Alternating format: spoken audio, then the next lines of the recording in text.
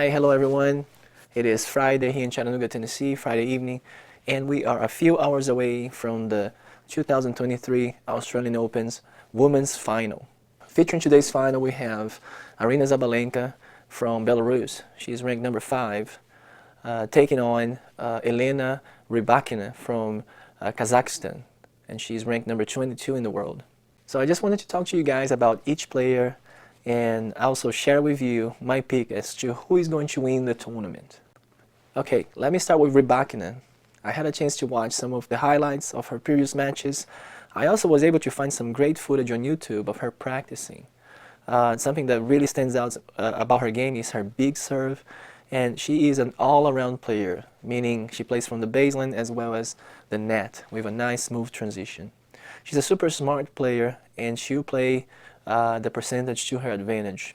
Okay, she also has had some experience, some Grand Slam experience, so this can also be a factor in this final. Previously, she won Wimbledon. Now, is that going to be enough to beat Sabalenka? Now, Sabalenka is ranked number 5, while Rybakina is number 22.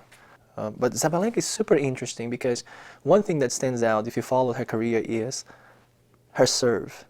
I mean, she is an explosive player, super athletic, hits the ball super hard, great baseline, great ground strokes, but she struggles with her serve. As a matter of fact, she's a very good sport about it.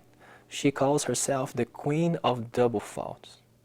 Now you're asking, how can someone be ranked so high and have such a big flaw in the serve? Well, there's another thing that stands out from Sabalenka. She is a fighter, and the bad serve proves it. Let me explain. Fighters usually are known for overcoming adversities.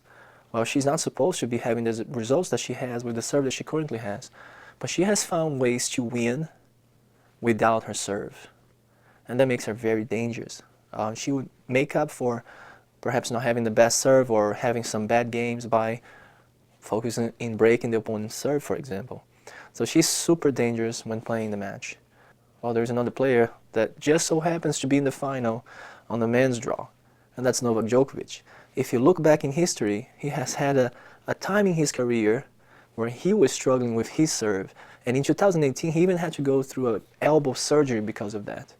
Now, he was already one of the best in the world, but racking up double faults and ending the year with being being a player that has one of the highest numbers of double faults in a year. Now imagine that. Imagine the amount of extra effort that Djokovic has to put to win a match because he cannot, well, let me rephrase, he could not rely on his own serve.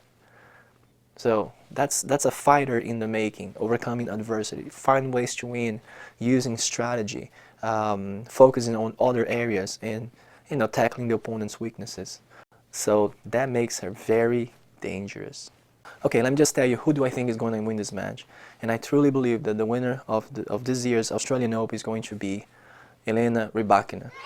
This was a tough pick, but I do believe that her all-around game is going to play a big role.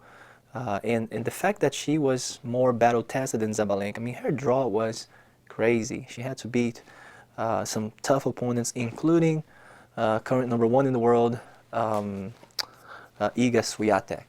Is it going to be the more composed, level-headed, all-around player Elena Rybakina, or is it going to be the emotionally charged, feisty fighter of a player Aryna Sabalenka?